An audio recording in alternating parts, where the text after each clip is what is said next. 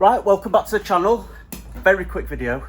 I'm going to be showing you how I've converted my normal black line MIG into an aluminium weldable MIG welder. So what I've done, I bought cheap spool off eBay, 45 maybe 50 quid. It's got the motor built in. At this end, all I've done is I've added, this comes on the spool gun, a plug so that I can plug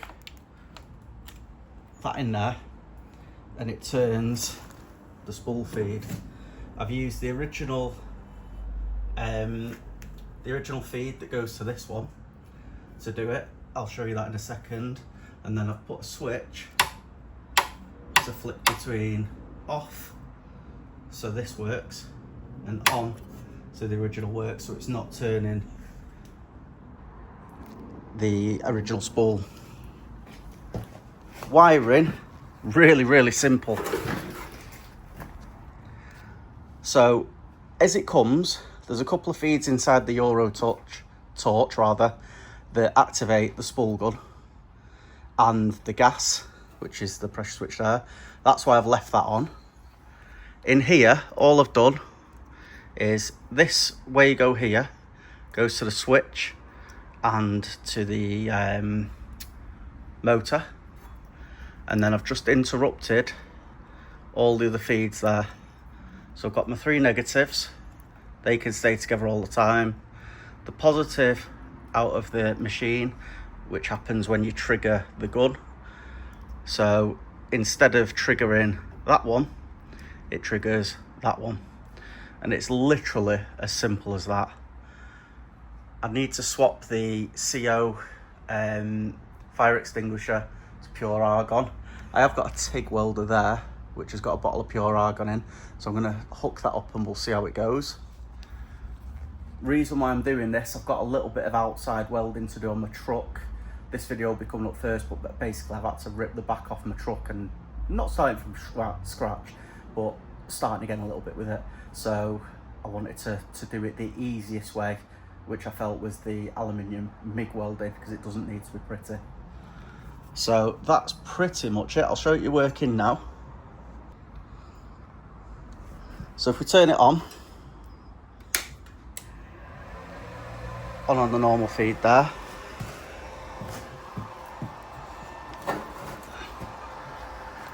if I press the trigger, you see the motors moving inside. Then can you see that that one's moving as well? So if I turn that off, stops that moving. And then it's just this one. And if we turn the gas on,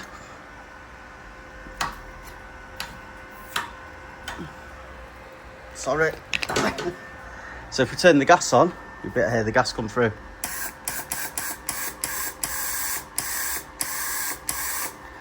So all I need to do now, hopefully all the settings will all be right, keep it on MIG. Need to put the case back on it. Obviously the negative connection needs to go back on. But with a bit of luck, that's going to weld alley. Right, so for transparency reasons, I'm going to show you my practice piece of the aluminium welding.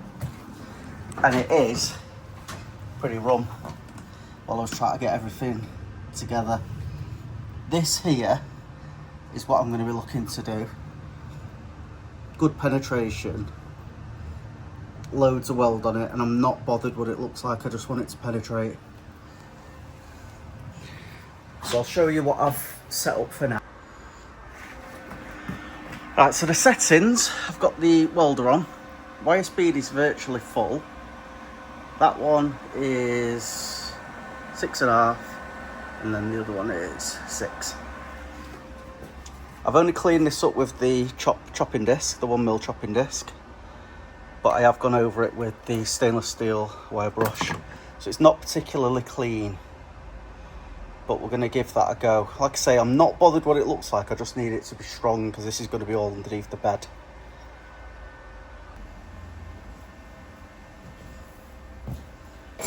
I'm not entirely sure how this is going to come out, but what I'm looking at doing is feeding into the gap and hopefully penetrating both pieces.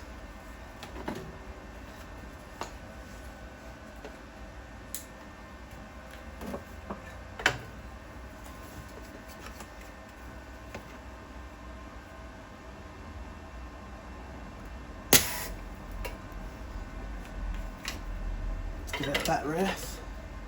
That's one of the things I did notice before, whereas with a normal MIG, you can get away with any earth pretty much. This one's a much cleaner earth.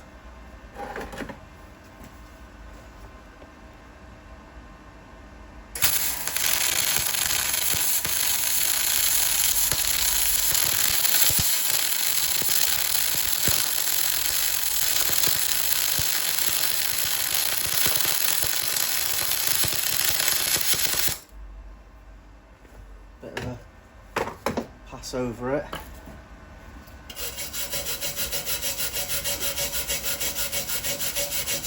If I'd have had a pair of gloves on, probably could have got slightly better penetration. But let's have a see how. Oh, nothing penetrated on that side. Absolutely zero there. So let's try turning it up. Right, so I've tried doing thicker material like this, but it'll only heat one side up. So like heat the end up, but not the body. I think I need to preheat it to make it work. So I'm going to try some thinner stuff now, see if that makes a difference.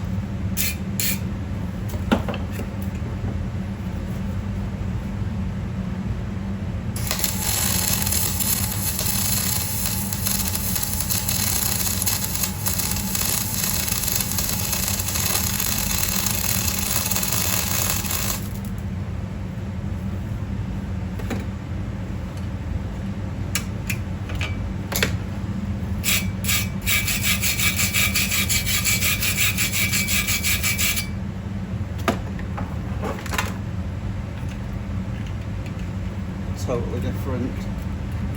Now the metal's fatiguing instead. Try on this side just to be sure.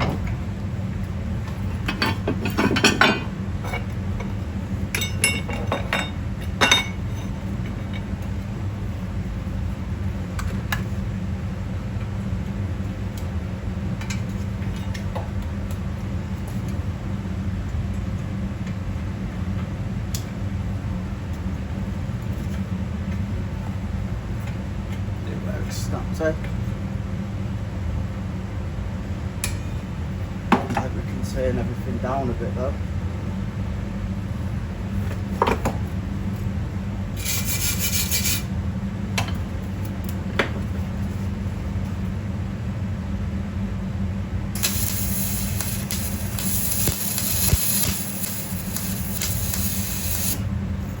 Too far down.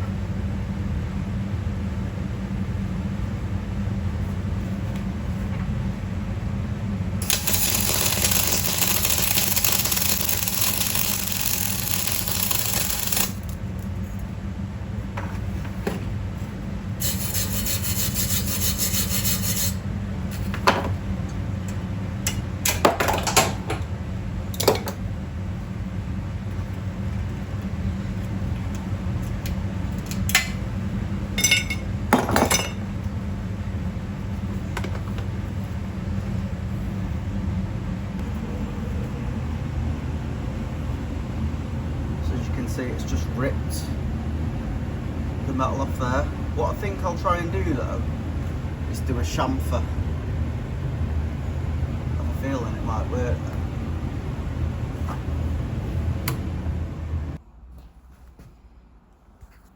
Right, so that's the end of the video. Hopefully you're going to get better results than I did. I think with a little bit of practice we'll be able to get definitely better than that. And I definitely think by chamfering the edges and making it a little bit thinner on the thicker material is going to end up with a better weld, or preheating it. I think that's definitely the issue.